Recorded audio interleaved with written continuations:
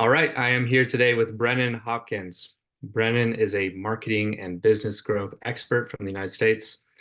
As the head of marketing, he recently helped take a personal brand-driven company from 40,000 a month to 400,000 a month, a 10x growth in just 18 months.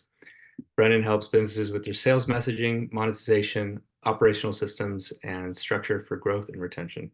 But most importantly, he is a dedicated lover of pizza restaurants all over the globe. Welcome, Brennan. Oh yeah, thanks so much. Yeah, appreciate that. And it's very accurate, you know. Yeah, I like food too much, probably. yeah. It's been fun. Like we were just saying before this call, just we've kind of been in touch for a while on social media, just kind of how it seems to be in general with the direct response marketing world, just people, on Facebook going back and forth with each other, sometimes for years without ever meeting. I think this is our first time talking as a Yeah, conversation. agreed. Yeah, I know it's crazy. I have come to treasure those types of connections though that last more than like 3 to 6 months. So it's Yeah. really cool when because yeah, you mentioned your upcoming wedding ceremony, and how long have you been with your partner for? About 5 years now, yeah. Okay. Yeah, because like I feel like I remember some of the major milestones of that, even though I haven't, but like it's just been shared and it's been on my feed and like I see your face around. So it's cool to have those few people that you're like, yeah, I've kind of like vicariously been a part of their life for a long time, actually. Yeah. I don't know. There we go. Yeah, I feel the same about you. And obviously I said the thing about the pizza because I know you posted Yeah. about that and but same for your life too. It's fun to just keep tabs and create those relationships over time. I mean, especially in the internet marketing world, it's really fun, fun place to be. So, and a lot of cool people. Yeah, agreed. Yeah, I love that. I kind of like um it's funny we're kind of our own little breed of misfits, but you just connect with a lot of really amazing people. I find that not that I always do try and build a community locally where I'm at, but I value a lot the digital connections that I have because there is it's really important to find those connections of people that like really get you and can understand what you're going through. I think a lot of what we deal with as entrepreneurs is equally, if not more, like mental and emotional kind of challenges that then are manifested in growth blocks or business blocks along the way. So being able to have that community that like gets where you're at and then can speak specifically to some of those particular challenges um, and frankly, like it's just weird when you hit major milestones, you don't necessarily want to share those with, your friend that maybe is working at the coffee shop because then you're like not trying to be a douchebag. It's that can't relate meme with the little baby, Oh that's no, yeah, exactly, right? Yeah. It's like, well, okay, cool. Um, there you yeah, go. yeah, percent. And that's really important, that like distinction, because I agree. It's like you don't want to be 100% virtual where you're only interacting with people on Zoom. It's Hmm. really great to have, you know, personal connections locally where you are.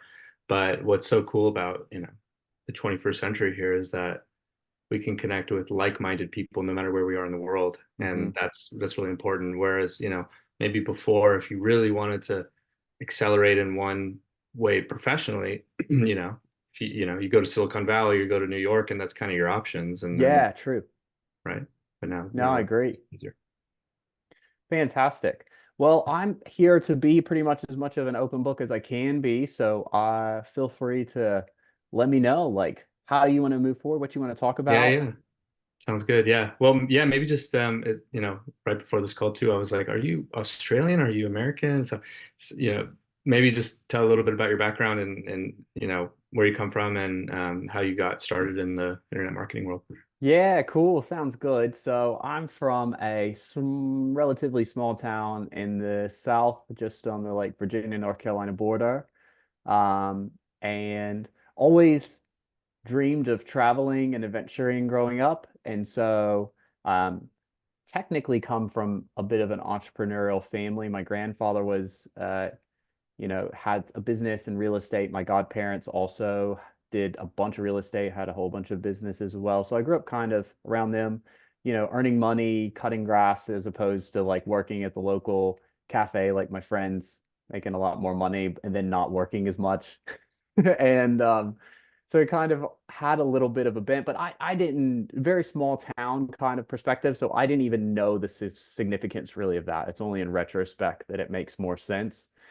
Um, so I ended up studying abroad when I was 19, moved to Argentina and was there for a year. And that was like really powerful, impactful season of my life and kind of like made me realize that I would always be at least traveling. I didn't know the impact until I would like get back into America later and continuing with my education. And I was like, oh, I'm a different person now. So long story short, that led to when I was with a partner before, we were super keen to like move, wanted to travel, but like didn't have any money, didn't know how. Also, this would have been June 2016, I reckon. I Googled how to make money online, maybe July, June or July 2016. And just spent about a week consuming a bunch of free resources. I was working in a call center at a time, you know, typical story, like two bachelor's degrees and working in a call center making like $11 an hour. So, um, and I did have a degree in communications, public speaking. And so I'm like, maybe I can finagle this, even though I'd like never done writing really. I was like, maybe I could finagle this like degree to get a job doing some like copywriting or something, which is one of the things I learned about in the infinite amount of ways to make money online. Do you remember And who you heard about it from? yeah, so there was a couple. There was like this guy, I think he was called like Dan the Upwork guy or something like that. Um, Ironically, this is hectic. So there is another Brennan, a guy called Brennan Dunn, who had a bunch of resources back in the day. I don't even remember specifically what they were all about, but he and I have recently been working on the same team together, which was hilarious because I was like, wow, I looked up to you. And I was like kind of actually responsible for him now, which was really weird. As a contractor that he had coming in. But so there was like a closed loop there. It was kind of funny. And then there was another guy called Rob. I don't remember. He did like he was like a digital nomad guy that then moved into like kind of financy type stuff. I don't know. So that was a long time ago. Um, so literally 9 days from like Google search, I think it was 9 days later, I had my profile set up on Upwork, and then within 3 days, I had my first gig. It was like less than 2 weeks. I went from Googling to getting a $60 gig to write web copy for a concrete company in Ohio. You know, there you go. And yeah, it was like $60. And I was like, holy crap, I make like $11 an hour. If this takes me 6 hours, I will have just made like a quintessentially the same amount of money as almost a full workday, but from my laptop. Yeah, And huge. that was amazing. I love that. And I think that was my just starting point kind of. It's like, you know what? 40 hours a week is the reality of life at like at that time. So I'm like, if I can just make the same amount of money that I would in this call center, but from my laptop, that would be amazing. And Yeah. that was like my number one goal.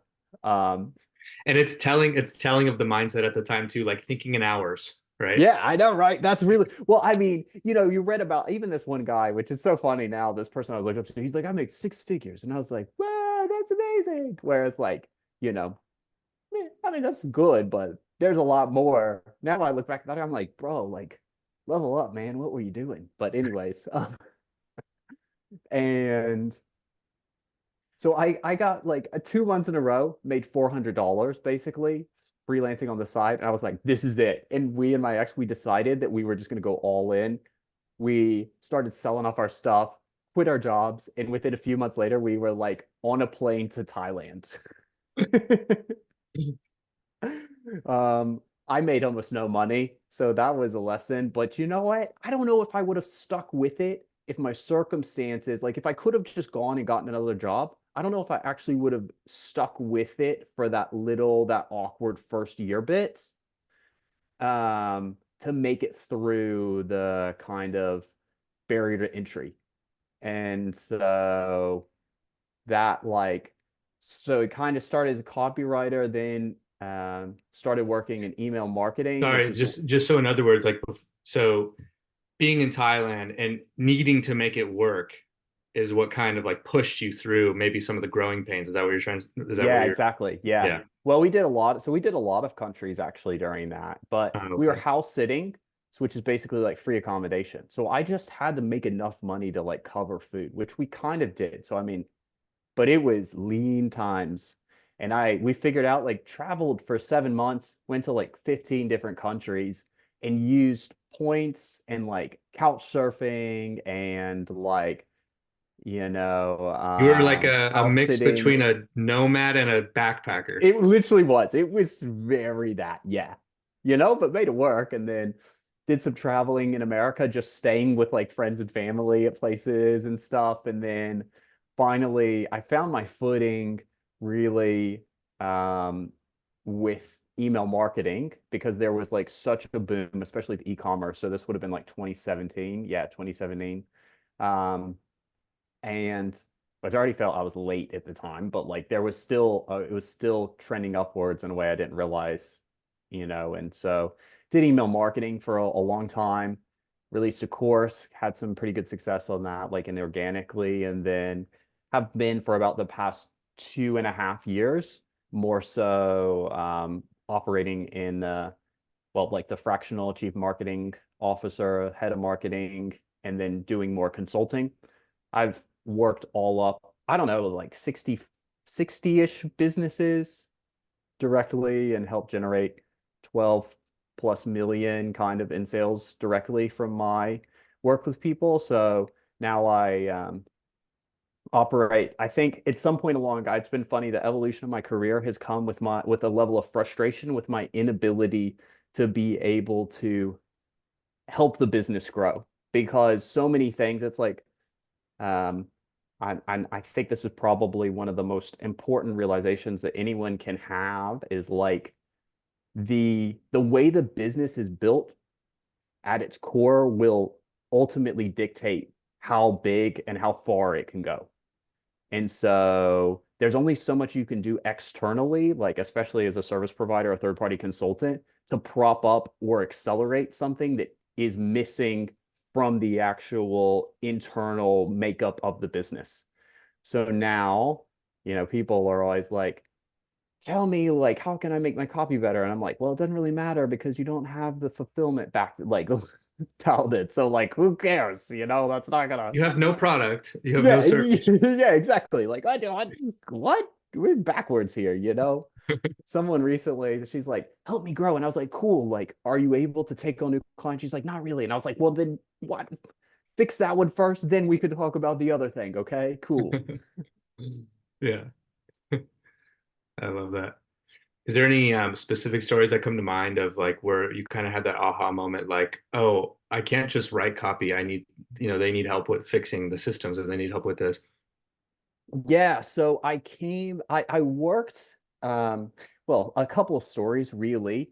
But since I like oversaw the email marketing for a lot of businesses, I was quite connected to the business owner. Like I did collaborate with the business owner quite closely.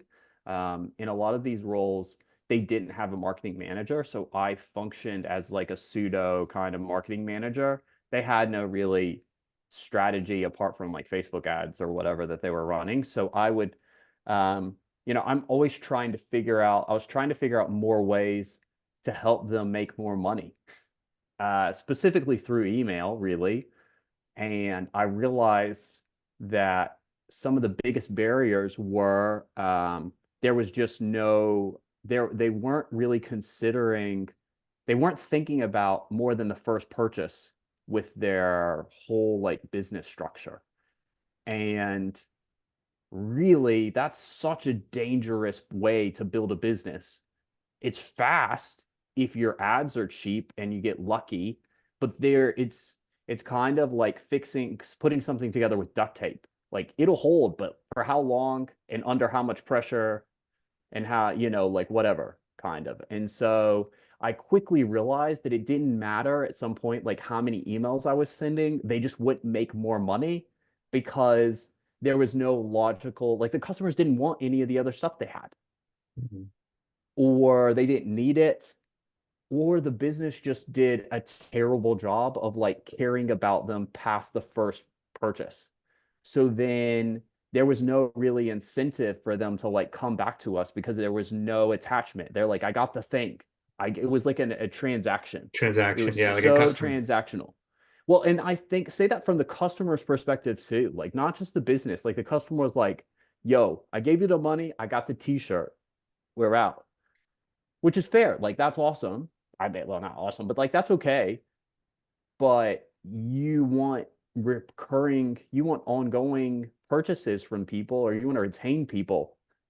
You need to like be actively mitigating and working to make sure that that isn't the dynamic, at least generally, with your customer. So I got frustrated. And then, so that was with some just regular e-com companies. Then I worked with Athletic Greens, AG1 in 2020. I got brought in um, through an old client of mine actually that was then now their head of email. And she's like, we got some big stuff going through right now, and I really need some support. So I got permission to bring in like my person.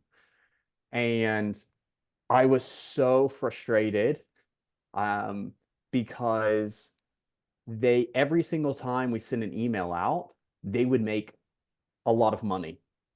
We physically could not get more than one email out a week because of how many freaking like checks and balances and stuff that they had in place. And I was like, well, like, what? Guys, you have an email list with X number of people. One of your goals is retention and growth. And you're like literally chopping me off at the leg, like the knees. What? Mhm. And the cool thing I And helped. what was their main concern with those checks and balances? Was it about the messaging, the reputation that they wanted to maintain or something like that? What was their concern? Yeah, so messaging was partially, and not so much, because I helped improve their messaging quite a bit and gave them like a 50% boost to their email conversions whilst I was writing for them. Like that's the only thing I did. I couldn't send more, so I just made that. And they actually some of my copies on the box and then some of the other stuff, which is really funny. That's cool, like, to have that. But no, it was just like, so yeah, checking from compliance perspective, yes, but then also just to make sure everything was on brand, but then it needed to be approved by X number of people first Mm, before it could go out, and they just had too many things on their plate. So it's like they just needed the tick. And then if it did so happen to like get pushed back, then that kind of reinstates the thing. So that I was like frustrated because I'm like, oh, we could like it's right there, but you're the one keeping us from this thing that you say that you want. So yeah, there we go. There's me venting and the realizations that I had that ultimately, and then, let's just go for third, we'll go for even more leveling up here. So more recently, I'm working with a company and they're revamping their program because the whole realization of like, okay, the growth results is the number one driver for growth.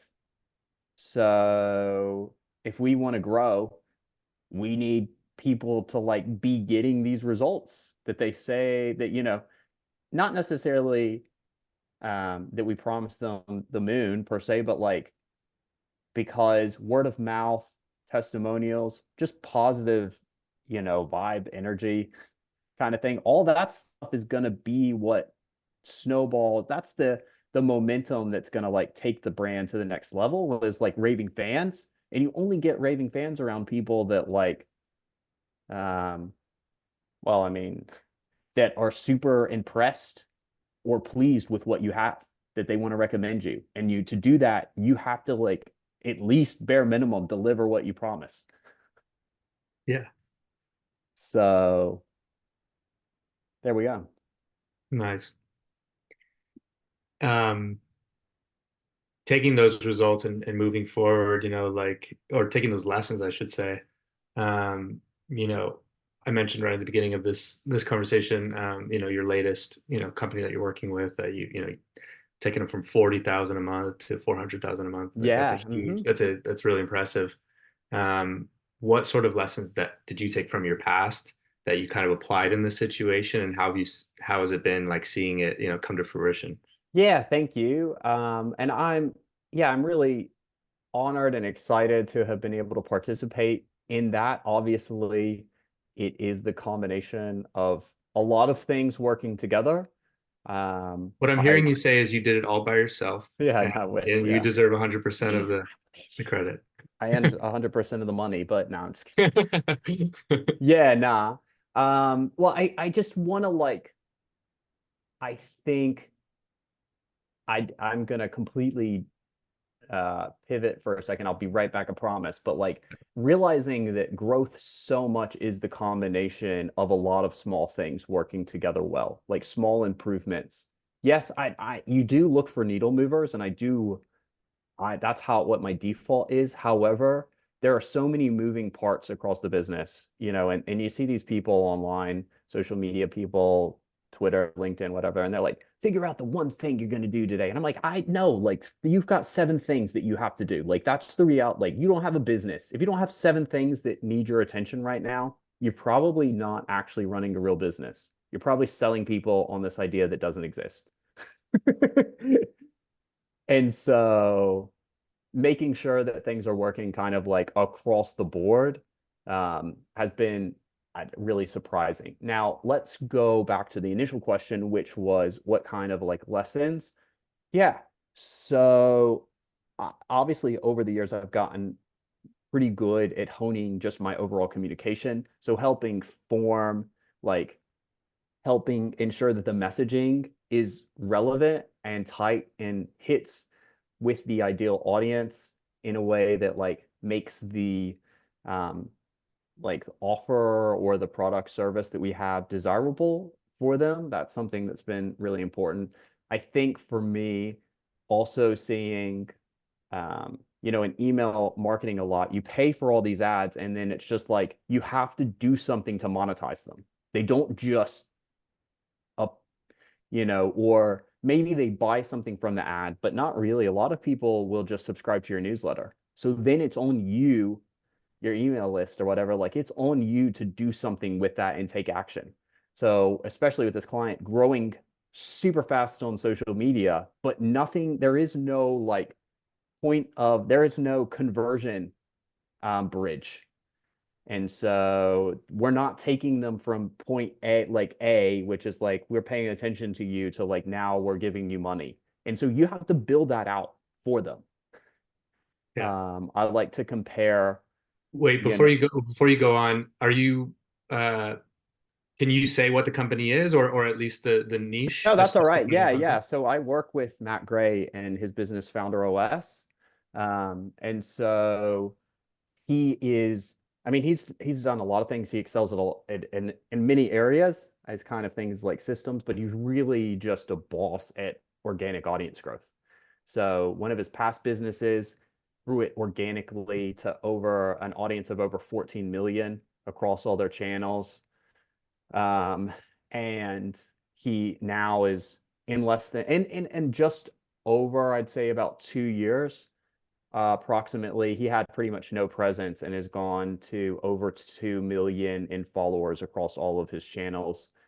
Has gone viral on YouTube, had like 450,000 views on one of his videos, and stuff like that. So, um, but yeah, helping turn like all this attention into actual money is yeah, that in and of itself, that's actually my kind of specialty, I guess, really doing that. But like coming in and being like, okay, there are a lot of ways that theoretically we could do this.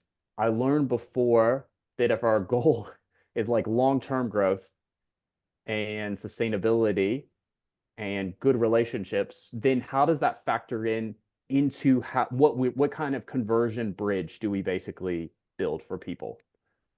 And how do we make it, yes, as easy as possible, but also such a pleasant experience that they end up sticking around for us?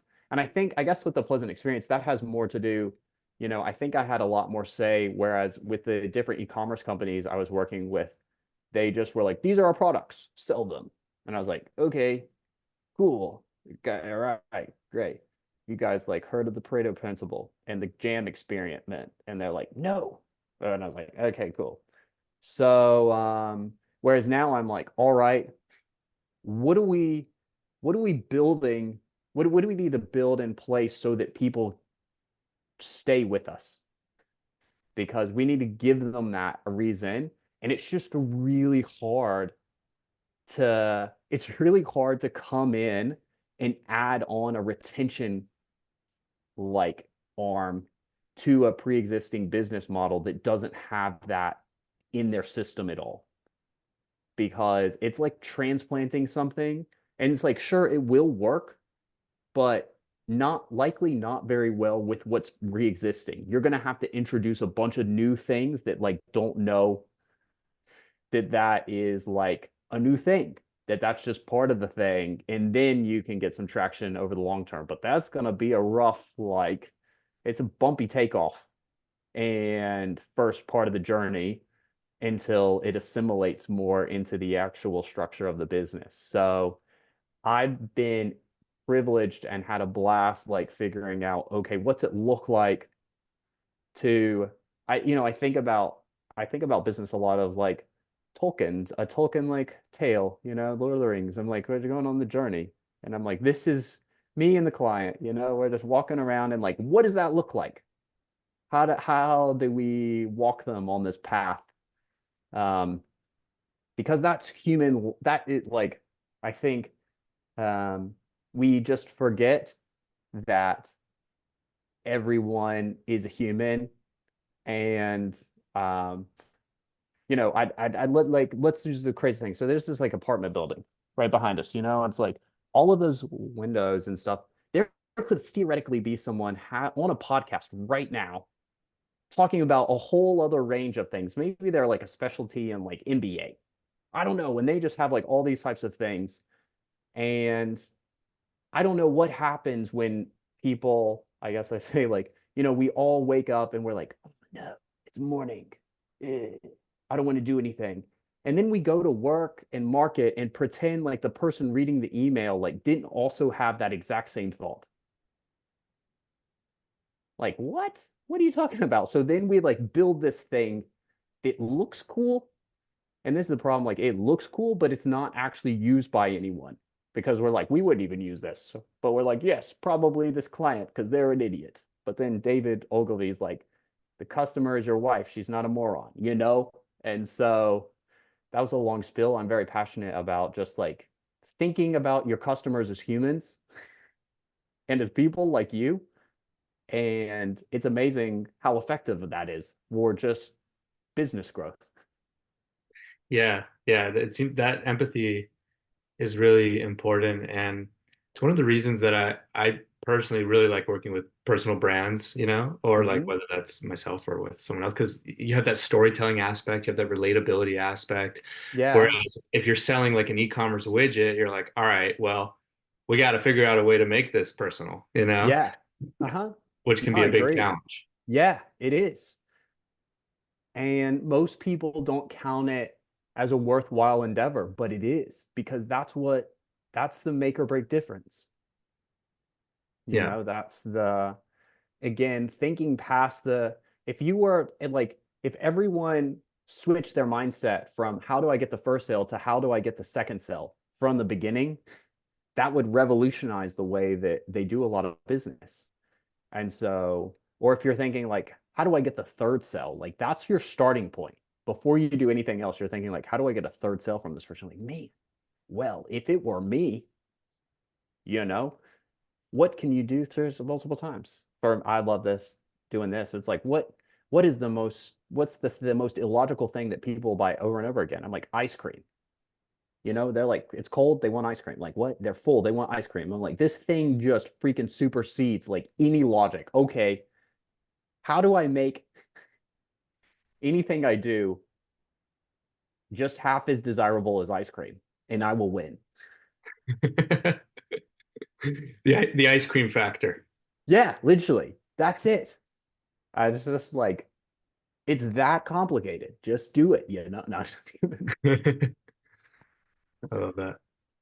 Um, where do you think, like, looking back on your life and like kind of your evolution, not just as a marketer or, someone who works online, but just as a person, like why do you think you ended up in internet marketing? Like what is it about your personality? I mean, earlier you said like, you dreamed of traveling and those types of things, which Yeah. I can relate to that as well. But like, is there anything else that comes to mind of like why you've taken the path you've taken? Yeah, I find the work quite personally fulfilling. Not fulfilling as far as like, oh, I think I'm accomplishing something meaningful in the world. I look to do that more in my individual personal life currently than like in my work. If there are opportunities come up for that, I'm up for it. But I love that I am the biggest barrier to my success. And I'll never forget, those 2 years working in a call center. And then I got transferred. And this is, I'd already started freelancing and I was transferred over to like a kind of like a data processing kind of team, data entry-ish kind of. And I was like, I'm sitting there with this woman next to me, lovely lady in her late 40s, probably early 50s. And it was fascinating, like watching her. And I'm like, homegirl would spend like 10 minutes just organizing papers and like doing random stuff. And I'm like, this poor woman is just inventing things to do because she has to be here for like 9 hours. I was like, that is so dumb. And then there was such limited potential as far as growth. And there's only one boss. And I his job was just more of what I was doing. So I was like, well, that's not, it was like, I think working in this, I was in a university and it's like there's such few leadership positions to begin with. And there's so few of those that I would even want, frankly. And that was kind of like, whoa, all right. And then I just am fortunate because what was I? I would have been 25, I reckon. So I was studying, because I had like a dual degree, I was studying until about, I think, did I graduate 22 or something like that? And so and then it took me a while to find a job. So I'd only like been working in the like 40-hour work week kind of workforce thing for like 2.5 years, really. So I can't say that I really had it figured out then. I'm lucky that I think I stumbled into the freelance entrepreneur journey quite early, I feel, even though it kind of feels late, it's not very late. And I loved, in uni, I remember one time being like, man, how cool would it be to get paid for my ideas? And then here I am writing emails every week that I just come up with. And I was like, whoa, this isn't consulting yet. I'm not like just giving my opinion and them giving me $1,000. But I'm like, wow, this is definitely an upgrade from answering phone calls. That's really cool. And then it's like the fact that I can continually learn both about niche specific stuff and also getting better at my job as well. Like there's two levels of learning that's happening at any given point, like about the product that I'm working with and also like personal like T level growth kind of that where I'm learning across relevant areas in marketing or business. And I love that. And frankly, I love the high leverage nature of it. Like I'm I'm a meander, I'm all over, I think a lot. There's a lot going on in my head, and it takes me a while to like do anything with it because I need to make sense of like what's actually happening. I say I write like draft number two from the very get-go because of how much energy I've expended just making sense of what's in my head.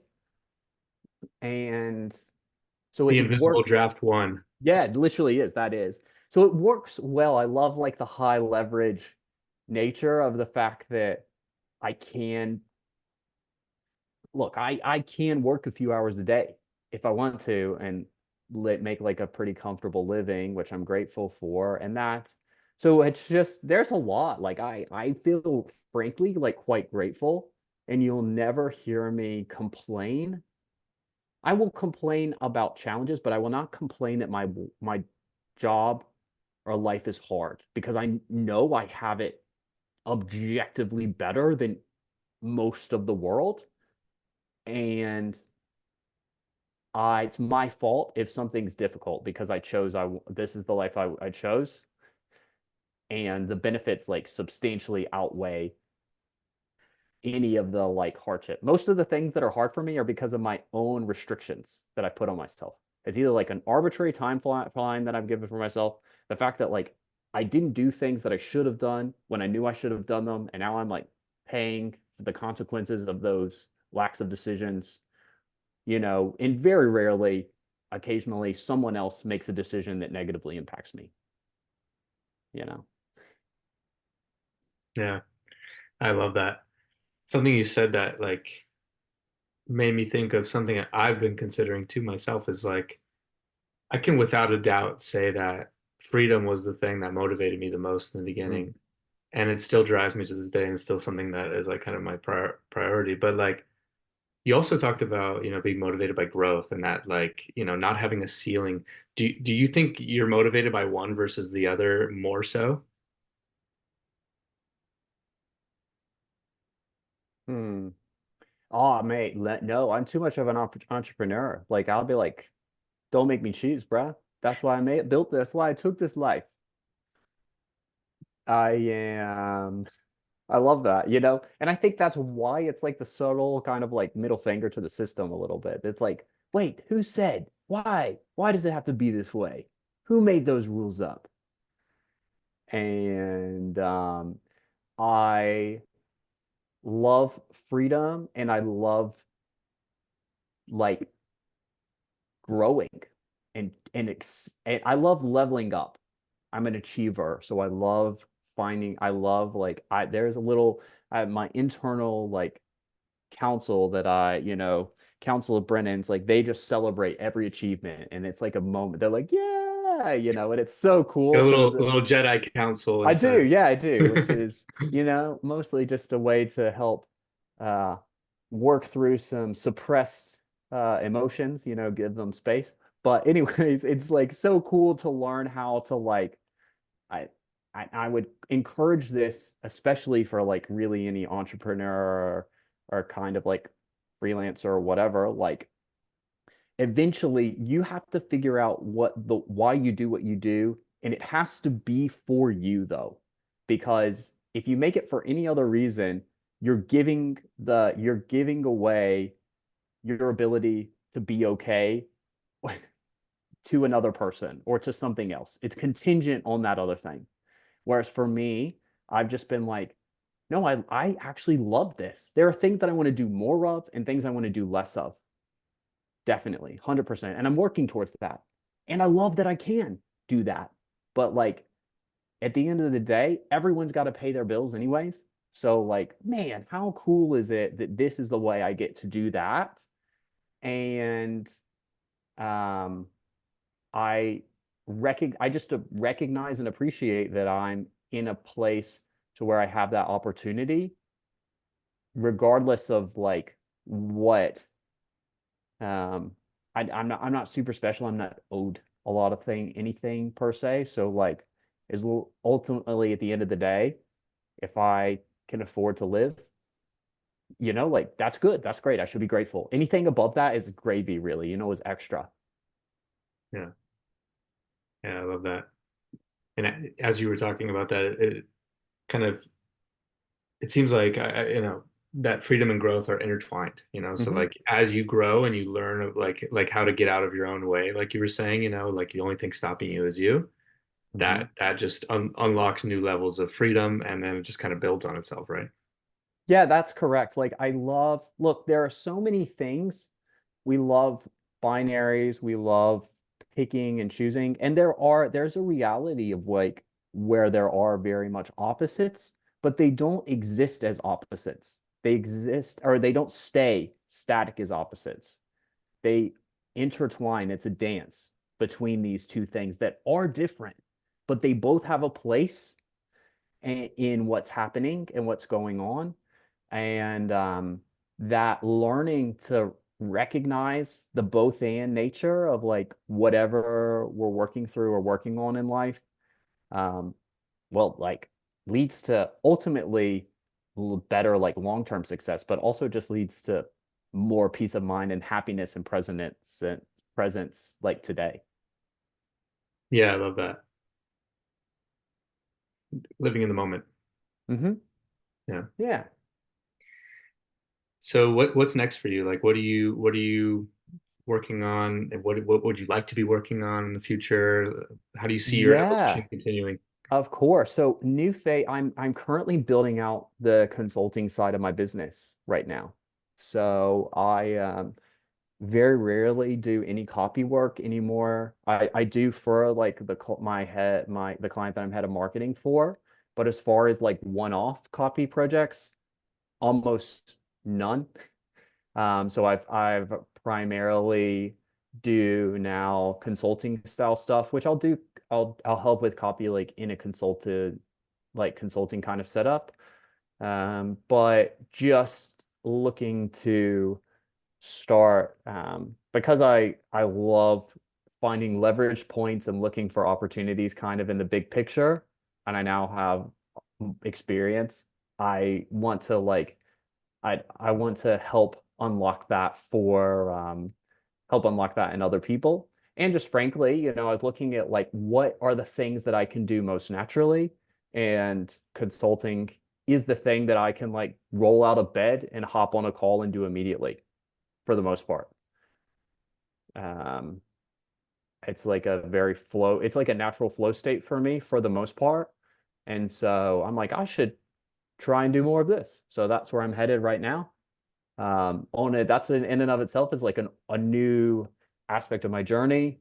And I'm pretty open and open source a lot of what I do and learn along the way. So as I start to learn, how to do this, you will see more stuff from me about that, because I'll start to just share like how I figured out, what I did, not how I figured out, but like what I did to be able to make something happen in this regard.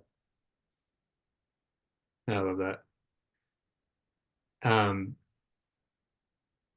you talk about you have that flow state and you kind of it seems like you know how your mind works, like you're a Hmm. meanderer, you like to like I use the word marinate, like I like to Yeah. marinate and stuff, Uh-huh. like um was there any sort of moments that come to mind where you kind of realized, oh, the way I think is not the way other people think, and I can see things that they can't?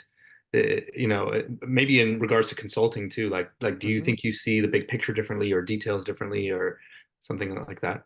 I want to think that I do.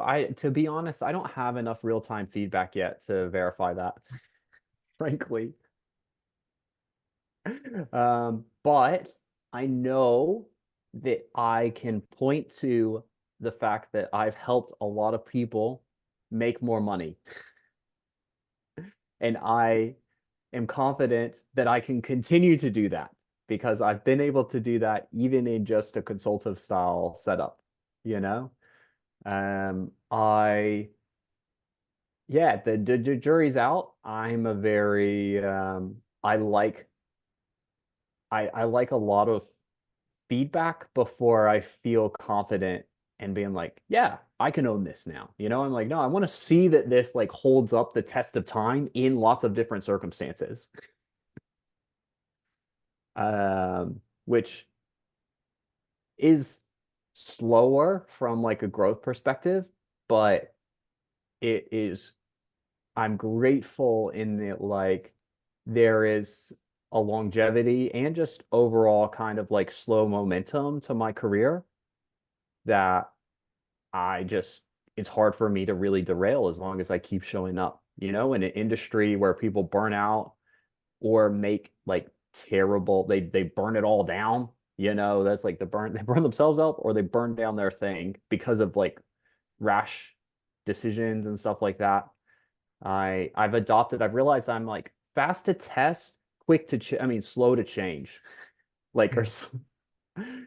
What do you mean by so that? The second part, or yeah, well part I don't just understand. like um test quickly to get feedback, think long and hard about any changes that you're making and the implications of those because maybe they are not sustainable. Maybe you had luck in the testing phase that won't translate to a year. You know, I again, I keep going back to like kind of like the duct tape thing, but just like this temporary, you can like jury rig almost anything to get you from like point A to point B, but will it get you from point A to Z? And so I have at this point, I'll freaking man, like a lot of the work that I do now is like trying to mitigate decisions where they like quick fix. And I'm like, yeah, for today, but not like for you to just run with forever. No, no surprise the thing collapsed when you added more weight to it. Like it was some popsicle sticks. Come on, you could get one person across with that. Okay, so that's more of like just I actually that's not a perfect phrase. I'm just recently started mulling over that because obviously I had an experience where I was getting some frustration and I'm like, why? What would I describe this as? And so I'm developing what it'll be way cooler and like eventually one day. But that was the V1 version, which is not the coolest, but opens up the door to talk about it. Yeah. Well, we know from this conversation that V2 is usually where it's at for you, right? Yeah, I know, right? I don't know what it is. I don't even know. I'm just like the V's. I am an infinite. I don't know which model. I think it's so funny. I just try and have both as much of an open mind and a compassionate heart as I can because it's like I have never known more than I know right now. But like Brennan 6 months ago was a total idiot. And I'm just like, oh man, he thought he knew it all 6 months ago. And I'm like, no, that means in 6 months from now, I'm gonna look back at me right now in this conversation. And I'll be like, that kid, he had no clue what he was talking about. Yeah. Well, that humility is huge. Just like having that mindset goes a long way. I hope so. Yeah, I love that. Well, cool. Before we wrap up, I just wanted, I know you've done a lot of traveling. Um, where's been your favorite place that you've lived? Oh, well, I mean, I live in Australia, so I love that the best. I'm currently, as far as visiting, so I'm in Vancouver right now. I really love this city. I think it's awesome. It's super cold, so come when it's warmer and not rainy. Which that's why I don't live here. And then some of the other places I really love San Sebastian, Spain a lot. That was really pretty. I think Edinburgh, Scotland is really cool. That was like a unique place. When I went, I was like, wow, this feels very different. And then obviously I'm pretty partial to Australia because I live there. I think it's just really cool country overall. I'm planning to do some, I actually haven't traveled much recently in Australia. I have done the whole thing pretty much over the years, but I'm hoping to actually do a bit more in the coming months as well, even just whilst I'm back, like go visit some of the other cities I haven't seen. We're getting to a point now to where I was like, 2017, that was a long time ago. It doesn't feel like it was the longest time ago, but I was like, oh, I was like, yeah, Italy, I've been multiple times before 2018, though. I was like, wow, that is 6 years ago now. Okay. Yeah, All it's funny. right. I'm getting like those Facebook memories. You know how they like say Yeah. it was you 2 years ago, and like we just had finished our digital nomad chapter of life, which was 2 years, and I was like, oh my God, that was 2 years ago. It feels like yesterday. Yeah. Crazy. I know, right? Getting old, man. I don't know. Just Yeah, keeps happening to me. time moves on. It does, doesn't it? Well, cool, man. I really enjoyed our conversation. Yeah, where can people reach you, and who should be reaching out to you? Well, who's your ideal person? Yeah, of course. So right now I'm still mostly just based on Facebook because I have been there and it's the easiest. I love working with any sort of like high ticket kind of style business, and or I can and work with personal brands as well that they don't necessarily have to have any pre-existing offer. Like I can help create that. I create stuff for clients all the time to sell, but that have more of an existing presence. So thinking about currently as it stands, my real specialization lies in monetizing pre-existing kind of audiences or improving upon the, I'm an enhancer, like I will take people from 1 to 10. So, Love that. mhm. And so just search your name on Facebook to find you Yeah, guys. Brennan Hopkins, actually. Yeah. Yeah. So sorry, I don't have like anything. We'll get there eventually, one step at a time. Yeah. Send a carrier pigeon, Yeah, I know, right? go Nah, to them I'm quickly. pretty active on Facebook. That's the thing. Yeah. I will have a website. It's just not number one priority at the moment, but it is a priority because obviously I want to be able to point people to that. So it's Oh in the yeah. back burner, but it's just not it's not existing. It's not here yet. So can't point It's one of people to those that. classic examples where someone starts online, they're like, "Oh, I need a website," Yeah. and they're like, "No, you don't." No, you don't. Yeah, it's exactly. I've been almost too successful without a website that now it's like, oh no, I'm Yeah. working with some really cool people now, and I don't have a website. Uh-oh. Yeah. Yeah, for me like I started one, just to kind of have like an online portfolio and case studies and stuff like that, but also because I dabble in like SEO affiliate stuff. Sure. So Yeah, gotcha. it's Uh-huh. like, that's I had an actual reason to have one because I Yeah, wanted sick. traffic in that way. But like, Uh-huh. yeah, for the most part, it doesn't necessarily make sense for most people, right? There you go. No, I would agree with you. Unless your people care about it, then you should have one. Yeah. So, Cool. Well, Brennan, yeah, it's been awesome, man. And thanks for coming on and hopefully people reach out because of this. well, appreciate it. Thanks so much for having me on and for letting me share some of my many thoughts. Yeah, sounds good. All Thanks, right. man. Cheers, man.